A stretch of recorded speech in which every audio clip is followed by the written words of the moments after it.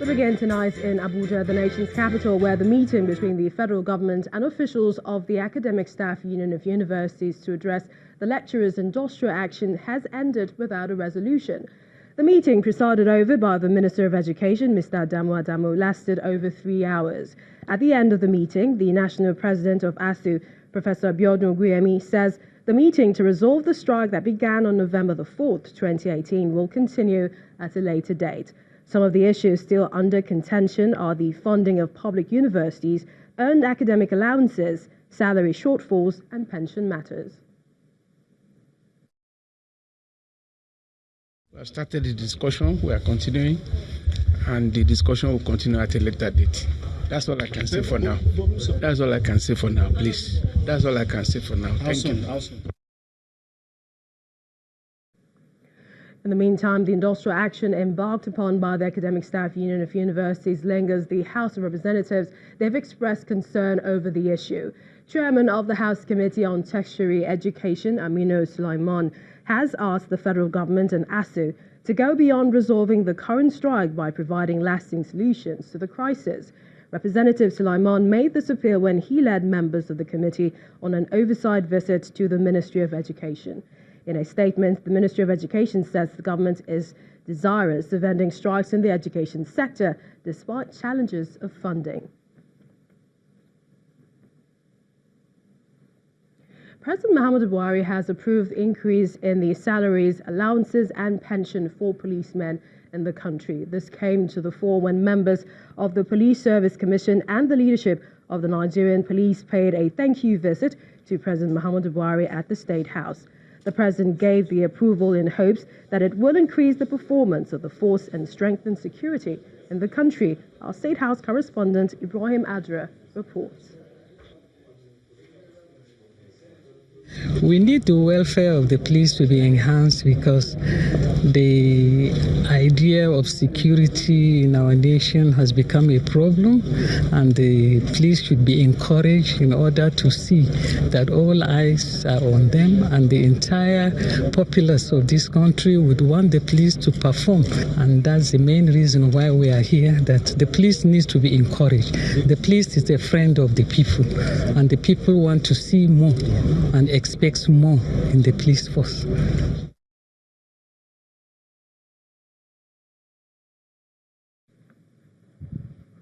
Well, the condition of Nigerian police personnel has been a subject of discussion in various fora, with many calling for a total overhaul of the system. While some have attributed the increasing deployment of the military to duties outside its core area of responsibility to the ineffectiveness of the police, a situation the latest move by the president is aimed at tackling. Well, joining me live from our studio in Abuja to discuss this further is a former Commissioner of Police, Mr. Emmanuel Ojukwu. Welcome to the News at 10. Let's begin with your response to this approval of new salary structure for the police by the president. What's your take? Yeah, it's a very beautiful development. I feel like breakdancing. For quite a while, it's been in the public domain, public space, that police welfare has not been anything to write home about. So any move by any government, the present government in particular, to up the ante in terms of police welfare, very welcome development. It gladdens my heart. And I know Nigerians will like it at the end of the day, because we talk about equal pay for equal work. The police work is enormous. It's hazardous. People pay with their lives. They put in so much. If at the end of the day they have good remuneration, I think everybody will be happy. The police and Nigerians as a whole. Your breakdowns, interestingly, would be a sight for sore eyes. But, give us a sense of the magnitude of the challenges the police are faced with. This is regarding payment, equipment, and the likes. Okay, we talk about money not being everything, but money is quite significant in every material particular.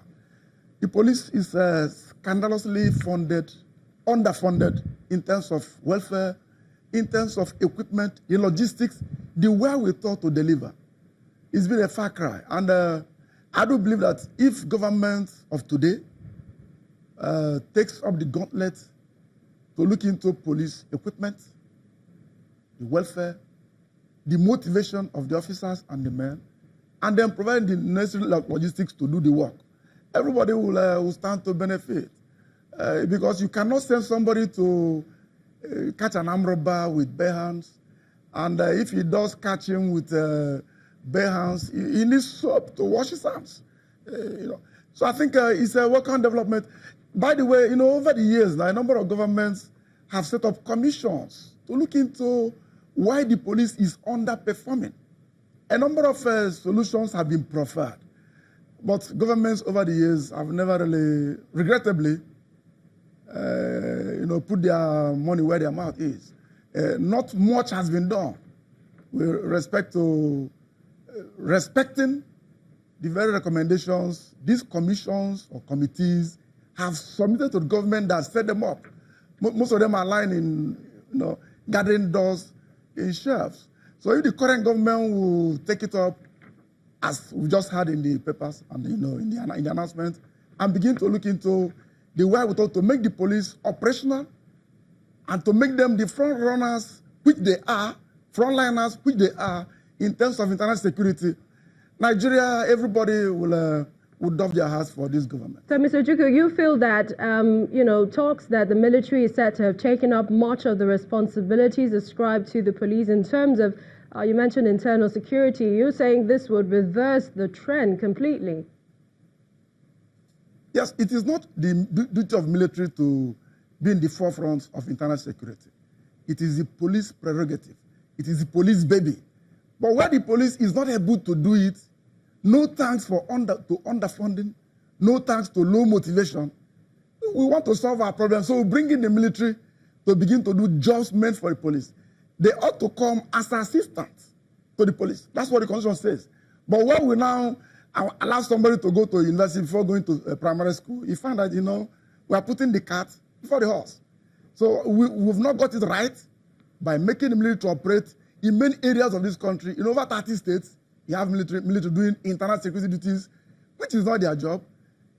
So the police should be revamped, reinvigorated, and be repositioned to perform the duties assigned to them by us in our constitution. We need to really do our work to make the police live up to expectations. Everybody will benefit.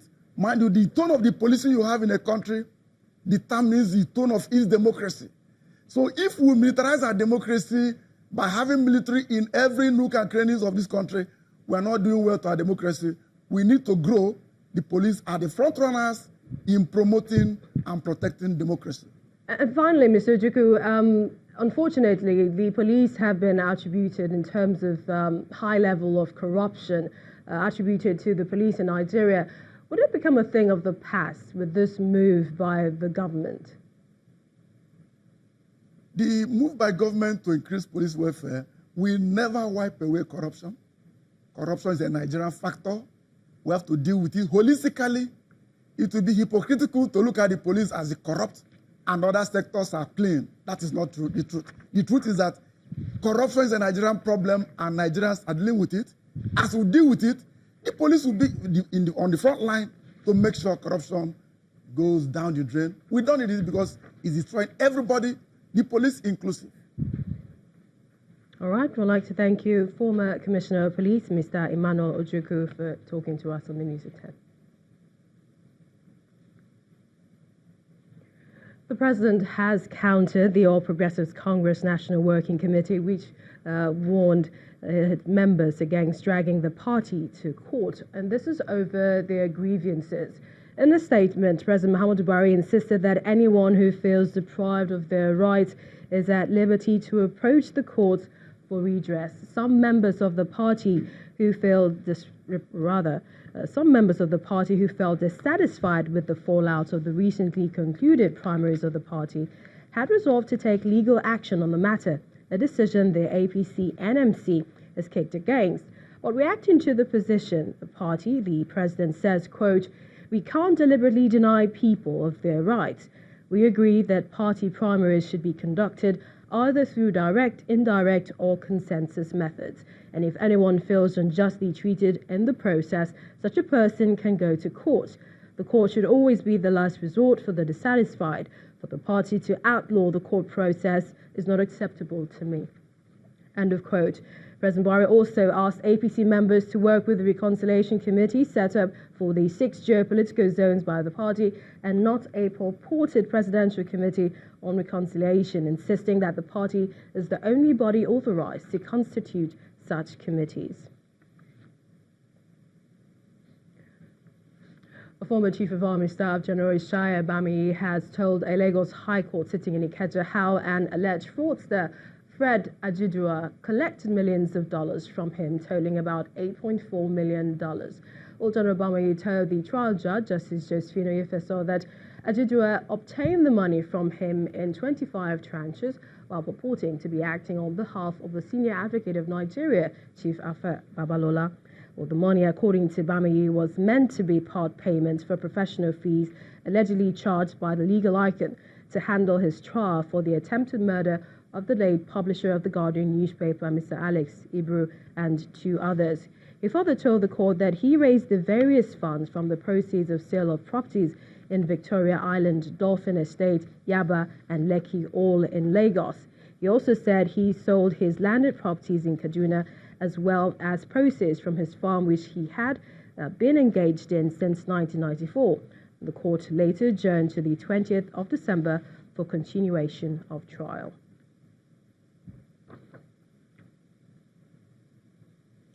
Staying with the judiciary, the Chief Justice of Nigeria, Justice Walter Onoge, has warned magistrates and judicial officers of lower courts to desist from issuing remand orders. Justice Onoge, who was represented at the opening of the All Judges Conference in Abuja by Justice Bode Rhodes-Viver of the Supreme Court, described such orders as reckless. He insisted that remand orders be issued when the prosecution has evidence to prosecute the case to avoid prison congestion. Our correspondent Amaka Okafor reports. The major issue confronting the nation's criminal justice system is the high rate of those awaiting trial in prison facilities across the country, which has led to prison congestion. This is a concern for the Chief Justice of Nigeria, who did not mince words when he met with judges of the lower court. He was represented by a justice of the Supreme Court. On the issue of prison congestion, it is a scenario which has become a national embarrassment. The numerous and sometimes needless remand orders issued by magistrates is a major factor responsible for the congestion of our prisons.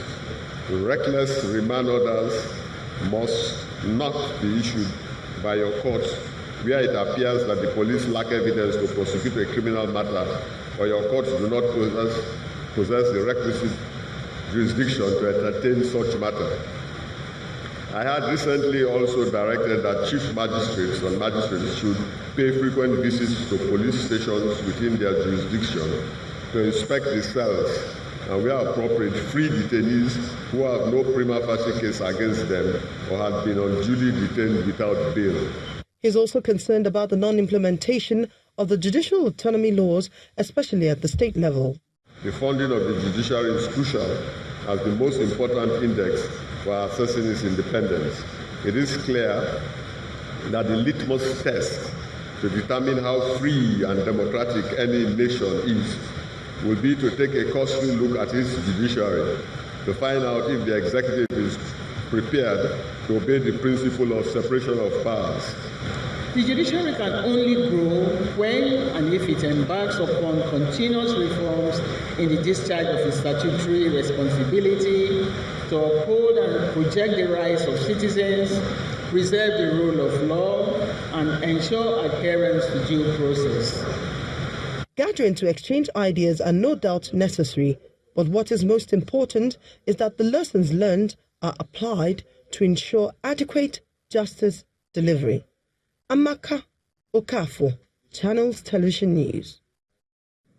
In part 2, after the break, federal government clears air on petroleum industry governance bill recently returned to the National Assembly for amendment, says it is committed to seeing the document become law. That's after the break.